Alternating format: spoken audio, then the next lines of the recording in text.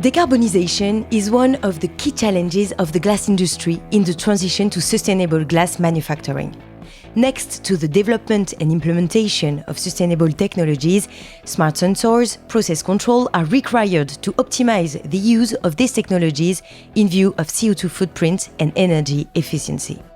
Gary Café, commercial lead green glass at Schneider Electric, tells us more in this new episode of the Industry of the Future podcast. Industry of the Future, a podcast proposed by Schneider Electric. Gary Café, hi. Hi. You are the commercial lead green glass at Schneider Electric. Mm-hmm. Thanks for joining us here in Grenoble for the Glass Trend event. You're welcome, Grace. Thanks for having me.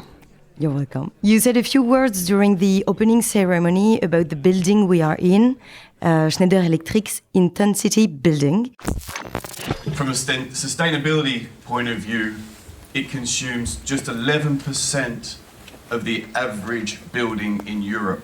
From a technology standpoint, there are thousands of sensors spread across this building, managing it 24/7, as we speak, always. Now, this is just a little bit of a teaser. You'll get a bigger tour later today.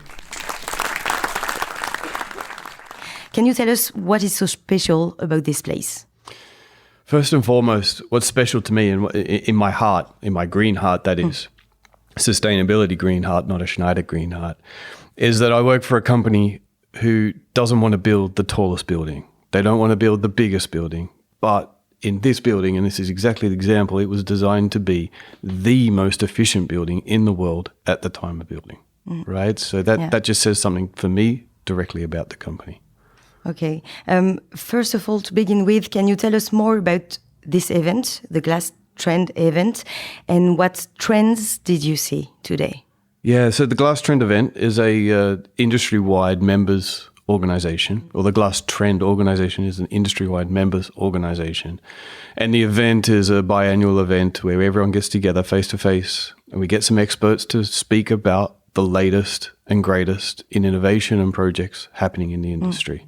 And today was no exception to that. We actually had a bit of a luxury problem where we had too many presenters. So the poor audience had to sit through quite some presentations today, but everyone was still awake at the end of the day, so the presenters did very well. Yeah.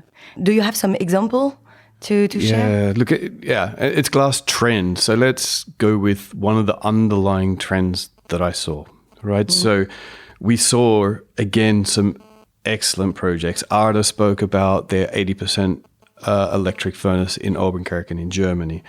Gobain talked about 10 megawatt boosting projects in India.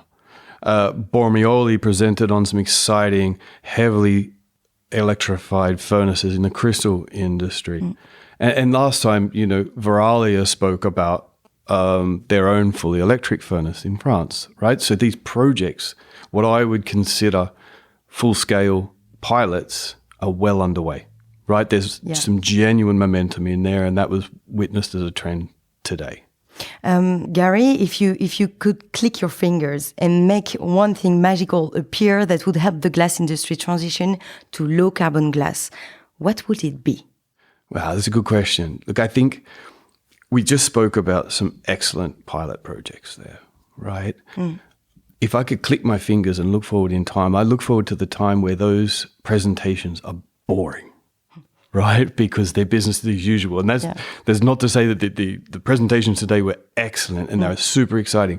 I look forward to them being boring, and that for me means that it's become business as usual. Yep. Everybody's doing it, right? So then the future presentations would look at the subset. What I was excited about today is that the sub level of topics that people were talking about is the optimization. You're talking about digitization. You're talking about AI. You're talking about looking at what are we doing with the last 20% of natural gas. Is that going to be hydrogen? We're looking at how do we move these pilots into business as usual? What's the next one? Like, this is number one. Where's 2, 3, 4, 5, 6, right? How can we drive it across the world? There's a lot in Europe, but we saw from Gobain that they're doing it in India. Wow, that's exciting, right? These are the sorts of trends that really excite me.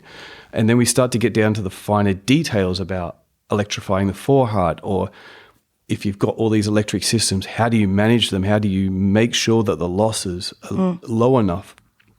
This is what excites me about the future in the glass industry.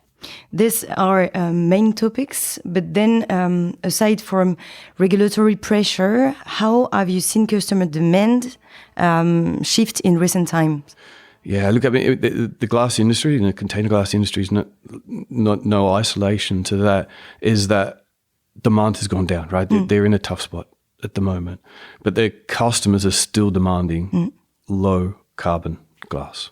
Yeah. Right? That's where they see the future. The Heinekens of this world, the PepsiCos of this world that we're working with for their supply chain programs, that's what they're after, is low carbon glass. Yeah. So actually they don't have the choice. They actually have to change. It's not a matter of time or in the future. It's happening right now. No, but that's exactly why I'm in this industry, is that glass will be there forever, right? It just needs to be low carbon, because it's not that the customers are choosing for them. It's not that the companies themselves are choosing. The planet needs them to choose. Could you tell us a bit more about the challenges facing Schneider Electric company and partners? Yeah, some of the challenges, getting power to facilities, right? Whether it's hydrogen or whether it's electrification or whether it's biogas, it's about getting that energy to the facilities to make it usable, and governments need to play a role. Yeah, this is a good question. What are you waiting for the institution or maybe the governments? Because it's not the same in Europe, it's not the same in India, as example. Should it be the same everywhere? It's not an easy question, because grid operators are traditionally very conservative, and the glass industry is traditionally a very conservative industry as well. So I see these discussions where both sides need to take a step, right? So the glass companies need to demand of the grid operators that the grid come. And until they place that demand on them directly, they won't move. So we need to be very specific. We need to be very tailored in the message that we give to the grid operators. And we need to drive it project by project, but really get ahead of that curve as well. Really tell the grid operators what your plans are, because that's the only way. Otherwise, you're going to be at the end of the line and you're going to have a lot of trouble. And an event like this one is also a way for big company to inspire, actually. Absolutely. We see those front runners that I mentioned before, and my message to them after they spoke every time was thank you, right? It's only through your leadership that inspires the rest of the group. And thankfully they were willing to keep giving follow-ups, right? To keep educating even their competitors, educate them so they move forward. In the end, it's got a circular impact, because the only way we're going to industrialize this is if everyone does it. And the only way everyone does it is if the learning accelerates. So I really thank all the speakers today for sharing their learnings. Yeah. Thanks, Gary. Could you tell us a bit more about Schneider Electric's position on green glass? So Schneider Electric can help facilitate any sort of energy delivery, not biogas, but anything between hydrogen and electric. And they're touted as the two main vectors. We believe strongly that direct electrification will be the main vector. And many companies that we see, we're in a unique position where we see different companies' strategies. Most of them are heading that way. Some are still dabbling in hydrogen, and indeed hydrogen might be needed, but supply will be a very big problem. So that's our view on it. Yeah, or at least my personal view. So we are talking about digitalization, so the importance of data, sustainability fuels, low carbon raw materials, and sensors. There is plenty of sensors here in this building. Thousands. Yeah, so we talk about more efficiency, more resiliency, but is it more expensive? Right. Yeah. Look, I think on that digitalization point that you made, I think the glass industry has a once-in-a-lifetime opportunity, or once-in-a-generation opportunity, to really introduce digitalization. Right. Historically, they've been working with some significant operational experience, human experience. And we need to transfer that knowledge back to the younger generation. And I think digitalization is the big tool to do that. And I think the glass industry can catch up, honestly, on digitalization compared to others like buildings. Yeah. Right? It seems a shame that there's probably more sensors here in this building than there is on a glass facility that uses a lot more energy. On the question of, is it more expensive? It depends. And it depends where you are in the world, because largely electrical melting is more efficient, but electricity is more expensive.